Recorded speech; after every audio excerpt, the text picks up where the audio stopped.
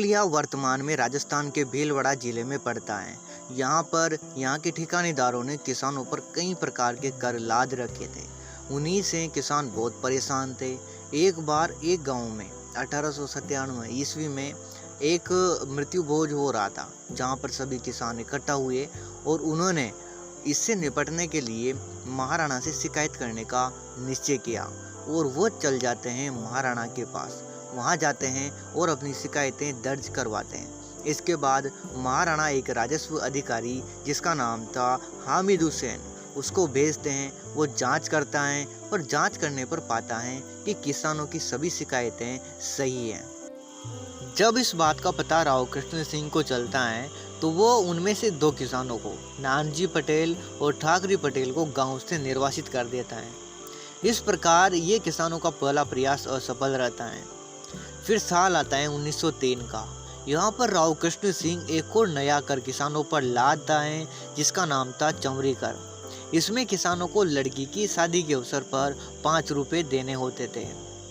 किसानों को जब इसका पता चला तो वो काफ़ी नाराज हो गए और वो अपनी लगभग 200 कन्याओं को लेकर इस आंदोलन का विरोध करने लगे, लेकिन हुआ कुछ भी नहीं। उसके बाद 1906 में राव कृष्ण सिंह की निसंतानी मृत्यु हो जाती है, तो एक नया जागीरदार बनता है जिसका नाम था पृथ्वी सिंह। इसने जैसे ही ये जागीरदार बना तो इसने एक और नया कर किसानों पर लाद दिया, जिसका नाम था तलवार बंदाई। ये एक उत्तराधिकार शुल्क होता था जो किसानों को देना होता था।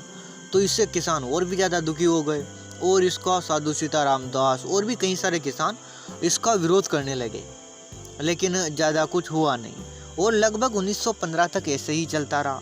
यानी कि 1915 तक किसान स्वयं ही लड़ते रहे, इनका एक मजबूत लीडर नहीं था। साल 1915 में विजय सिंह पथिक, जिनका मूल नाम था भूप सिंह, इनको रास बिहारी बोस राजस्थान भेजते हैं। ये यहाँ पर आते हैं और सबसे पहले चित्तौड़ के पास में एक ओछड़ी पड़ता है गांव, वहाँ के ठाकुर गोपाल सिंह के पास में शरण लेते हैं। फिर कुछ दिनों के बाद इनका एक मित्र था जो बिजोलिया में रहता था, जिसका नाम था ईश्वरी दान, उसके पास आते हैं और वहाँ पर ठहरते हैं। जब ये यहाँ आए तो इन्होंने यहाँ पर एक विद्या प्रचारणी सभा की स्थापना की। 1916 में इनकी मुलाकात होती है साधु सीताराम दास से, जो बिजोलिया किसान आंदोलन से जुड़े होते हैं। तो वो इनको इस आंदोलन में शामिल होने का, इसको लीड करने का आग्रह करते हैं। फिर साधु सीताराम दास के आग्रह पर विजय सिंह पथिक इस किसान आंदोलन से जुड़ जाते हैं। पथिक जी 1917 में बेरीसाल गांव में एक उपरमाल पंच बोर्ड, जिसको किसान पंचायत भी कहते हैं, उसका गठन करते हैं और इसका सरपंच बनाते हैं वो श्री मन्नालाल पटेल को। पथिक जी प्रताप समाचार पत्र के संपादक गणेश शंकर विद्यार्थी से मिलते हैं और कानपुर से इस आंदोलन के पक्ष में अनेक लेख लिखते हैं, समाचार पत्र प्रकाशित करते हैं, जिनसे ये आंदोलन राष्ट्रीय परिदृश्य में शामिल हो गया। उसके बाद 1919 में पथिक जी वर्धा चले जाते हैं। वहाँ पर उन्होंने राजस्थान सेवा संघ की स्थापना की और वहीं से इन्होंने राजस्थान केसरी नामक एक समाचार पत्र भी निकाला था। फिर दोस्तों, इस दौरान जब पथिक जी बाहर थे तब यह आंदोलन माणिक्यलाल वर्मा जी के हाथ में था।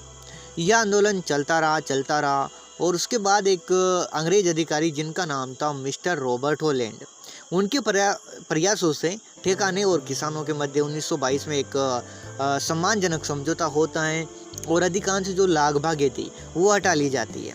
इस तरीके से किसानों के अभूतपूर्व जीत होती है और 1922 से और 27 तक यह आंदोलन बिल्कुल शांत रहता है।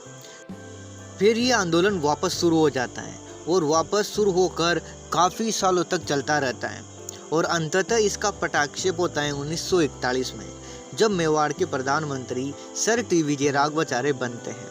उन्होंने एक राजस्व विभाग के मंत्री डॉक्टर मोहन सिंह मेहता को समस्या का अंतिम समाधान करने के लिए बिजोलिया भेजा और फिर ये आंदोलन समाप्त हो जाता है।